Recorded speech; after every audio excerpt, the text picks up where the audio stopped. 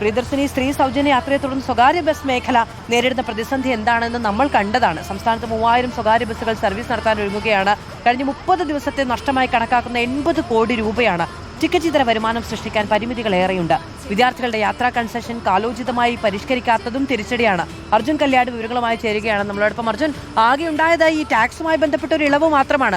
അതും പോരാഞ്ഞിട്ട് വിദ്യാർത്ഥികളുടെ കൺസെഷനുമായി ബന്ധപ്പെട്ട് അത് 27 വയസ്സ് വരെ ഉയർത്താനുള്ള തീരുമാനവും സഞ്ചരിക്കാൻ കഴിയുന്ന കിലോമീറ്ററുകൾ 40 ആക്കി ഉയർത്താനുള്ള നീക്കവുമൊക്കെ സർക്കാരിന്റെ ഭാഗത്തുണ്ട് എന്നുകൂടി പറയുമ്പോൾ അത് കൂടുതൽ ആശങ്ക ഉണ്ടാക്കുന്നുണ്ട് പ്രൈവറ്റ് മേഖലയ്ക്ക്, അല്ലേ?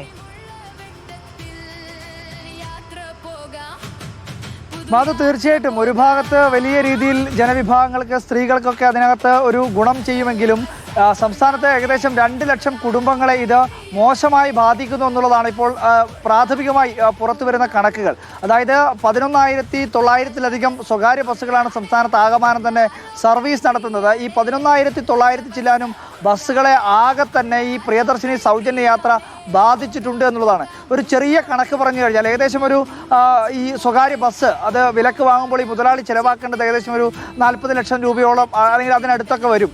സ്വാഭാവികമായും ഈ പണം ബസ്സിൽ റൂട്ടിൽ ഓടി ആളുകളിൽ നിന്ന് ടിക്കറ്റ് മുഖേന ലഭിക്കുന്ന വരുമാനത്തിൽ വേണമല്ലോ ഈ 40 ലക്ഷം രൂപ തിരികെ ലഭിക്കാൻ.